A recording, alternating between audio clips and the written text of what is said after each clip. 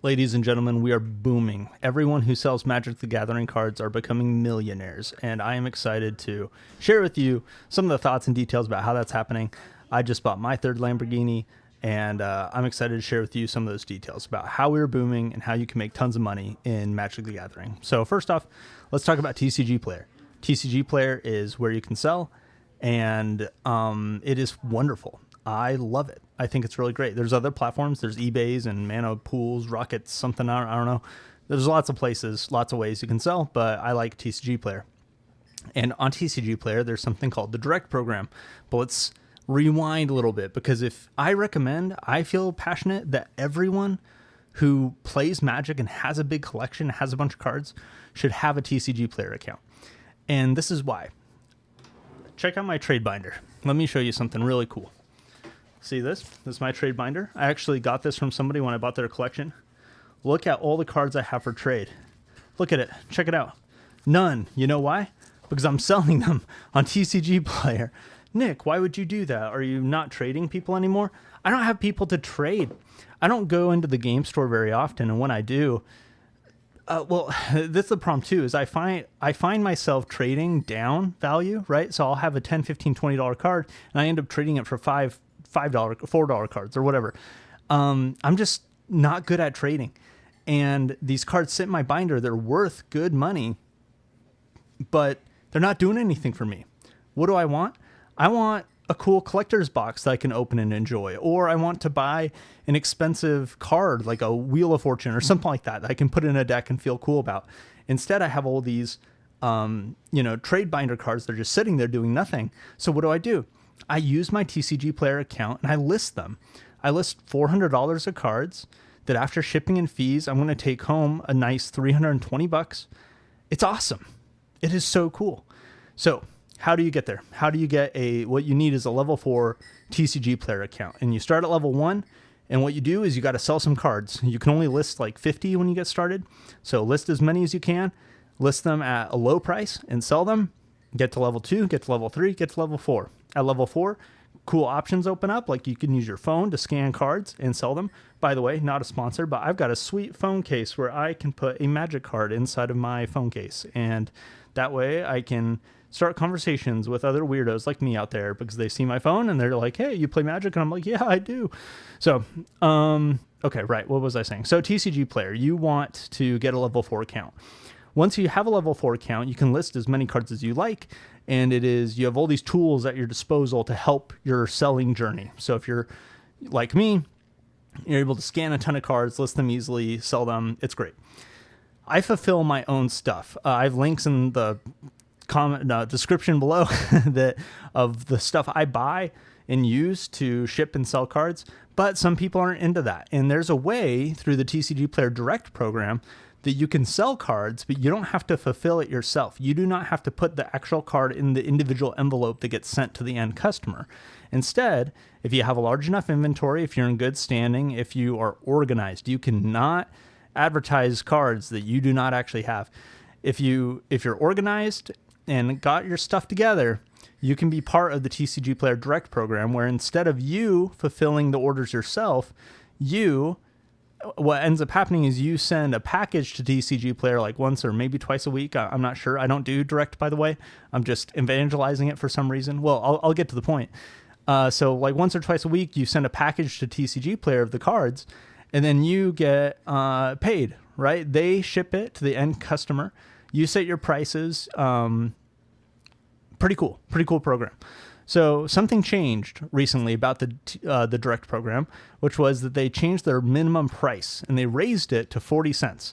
The cheapest you can sell a card for on Direct program right now is 40 cents, which is fascinating because there's lots of people that buy Direct.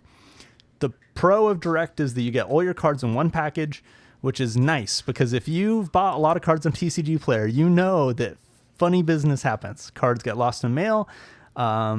People send you the wrong thing. So there's a quality control that should be given with the Direct program, which is cool. It's cool to have that option. So if you're going to buy a card that has a market price of 2 cents, but you want to buy it on Direct, you're going to have to pay 40 cents for that card. Right. So what does this mean for sellers? Well, if you're a seller and you have a bunch of 2-cent cards and the minimum price is 40 cents, in theory, you're going to be making good money. And people talked about this when the announcement was first made that, oh, wow, direct is the minimum price is going to 40 cents. This is such great news for all of us sellers. And I was skeptical. I was skeptical for a couple of reasons. First off, just because you're selling a 2-cent card for 40 cents does not mean it's going to sell.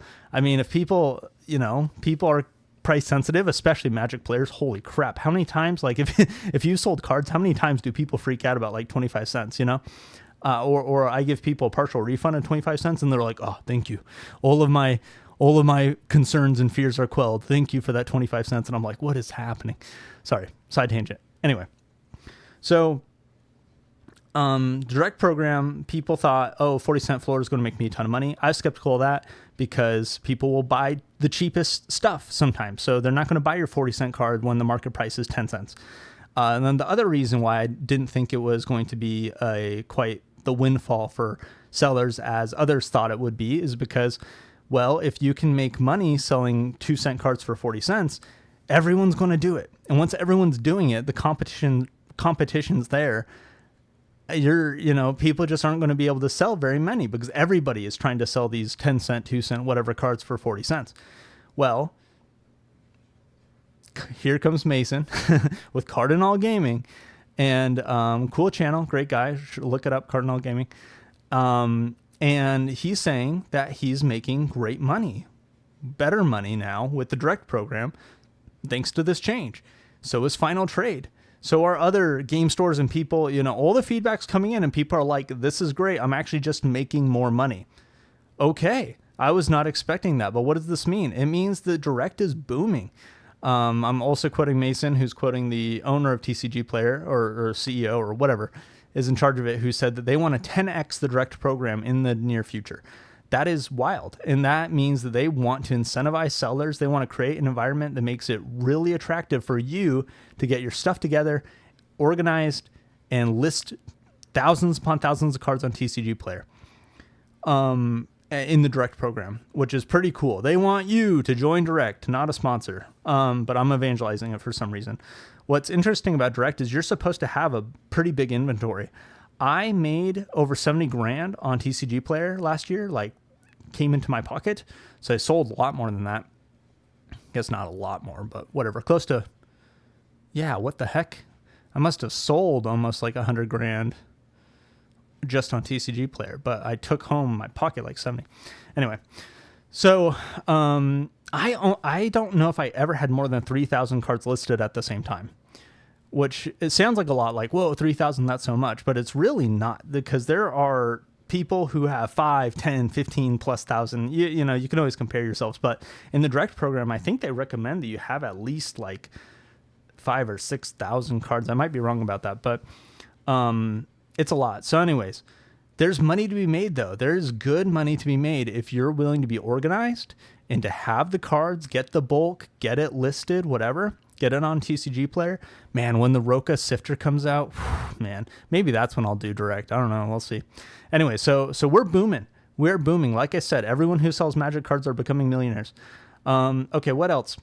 So Final Trade, I mentioned him earlier, but Final Trade made a video, and this was fascinating. He said that he lists all of his cards 20% above market price, 20 to 30% above market price, and that they sell. And I'm like, what? It must be a volume thing. Let me back up. If you sell one card on TCG Player, if you only have an inventory of one card and you sell that one card for 20% above market price, there's just no way anyone's going to buy your card. There's just no way, unless I guess prices go up and they go up faster than your price goes up, then they'll buy your stuff. But there's just no way. But if you have 10,000 cards listed on TCG Player and they're all 20% above market price, there are many ways that people will buy your cards, because if they want card A, B, C, D, buying it from you all in one package is very attractive, where otherwise they'd have to buy it at market from 4 different people, 4 different shipping fees, 4 different envelopes. Anyways, so there's a lot of perks, a lot of pros. Your inventory is a lot more attractive if you have more cards listed. So That might be what final trade means. But maybe I don't understand. No, I mean, that is what it is. But let me know in the comment section if there's other reasons. Because saying that I list all my cards at 20 to 30% above market price and that they sell sounds bonkers to me. But like I said, I've never had an inventory over 3,000 cards. So maybe that's why. That's why it sounds bonkers to me, is because I just don't have the volume that would justify that. I find that when I get a big collection, kind of like I just got, I'm able to list everything at market and stuff sells pretty well. And that if I want things to speed up, I lower my prices and things will speed up and I can move through my inventory. Although as time goes on, as I listen to these other professionals, I feel like having more inventory, letting it sit is actually the way to go. And so I'm thinking about moving that direction for the same reason, so that you can list your cards at 20% plus. You know, not being afraid of having a big inventory seems like it's a big win for your trading card business. We're booming. Last thing I want to talk about was also Final Trade, but he had a Q&A video and he talked about, someone asked a question, Chris, some kind of Chris. I got friends named Chris, but Chris asked him a question about how to make money and if you can make money flipping stuff from these Patreon programs. And the answer to can you make money flipping stuff from Patreon programs is no. Now, I would asterisk that and say that there is money you can make, not from flipping stuff, but from arbitrage on stuff. There's commander deck sets. There are booster boxes that have inverted expected value. And if you're willing to break it down for singles, you can make money that way in the short run. But what Final Trade shared and said about that question of like, oh, can you like make money from these Patreon programs flipping stuff, was no, but if you buy stuff and hold on to it for 2 years, you're going to make plenty of money. And that reminded me of a spreadsheet that I've made, and I want to pull it up actually because it is so cool. But the idea here is testing, you know, like, is that right? Can you just list stuff, wait 2 years, and oh, that's not the right view. Where? Oh, there we go. So I'm going to move my face to be like right here-ish. Okay, so this is 2021. That was a long time ago. Let's talk about 2 years ago. The question is, and because, you know, Final Trade shared this hypothesis, and honestly, it's his lived experience. It's just reality, but shared this hypothesis that if you buy and hold on to collector booster boxes, or sorry, not collector booster boxes, but sealed Magic products in general for a couple of years and flip it, you can make good money. Now, this is just looking at collector booster boxes. This is not looking at commander deck sets or other things like that. But check this out. Check out what would have happened if you bought for MSRP all of the, well, not exactly MSRP. These are more like the market prices, honestly, of release for the cards, for the decks, the collector booster boxes that came out in 2024. Look what would have happened. So you would have bought Murders for $240, Fallout for $400, Outlaws for $240, Modern Horizons 3 for $400, Assassin's Creed, Bloomburrow, Duskmorn, and Foundations, each for $240-ish. What are their prices today? They're high. They are high. Let me unhide a column. Yeah, they're high. So, long story short, you would net 88% gains. Pretty crazy. After shipping, after fees, taking all that out, you would have net 88% gains. So you would have put in $2,200 and then would have been able to sell. Today, you would be able to sell for over $5,000. And after shipping and fees, you would have sold net $4,200. Take away your original $2,200 that you put in, you're netting $2,000, just $2,000. So you almost doubling your money. If you had bought one of each collector booster box in 2024, save them till April of 2026. Absolute bonkers. So the data I have, the hypothesis is confirmed. We accept the hypothesis that if you and that was collector booster boxes. I think it gets trickier with things that do get reprinted, things like commander decks and play boxes and things like that. But it's real. It's real. You can buy stuff and hold on to it for a couple of years and sell it and just make good money. We're booming. That's not my favorite way to make money because it's slow and you have to have patience, and boo, who wants to have patience?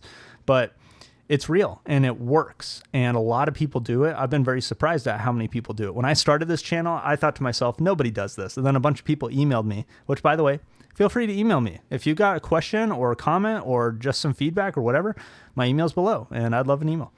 But yeah, people have emailed me and been like, no, dude, I actually do this.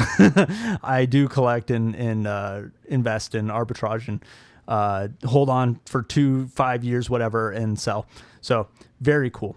Very cool. So yeah, we're booming. We're making great money. Whether you are flipping cards now that are worth 2 cents but somehow selling it for 40 cents, or whether you are like me buying collections and selling them on TCG Player, or whether you are buying and holding on to Magic products for years, there's so much opportunity, so much money to be made. Get out there, get your TCG Player account to level 4, make it happen, sell those cards in your trade binder that no one's ever going to trade you for, but they're still worth money online. Just do it, man. And you don't have to. You do what you want, but that's my, it's my thing. I'm going to like encourage you. I'm an influencer, Anyway, all right. Have a great night. Thanks for watching. Subscribe. Yep. Bye.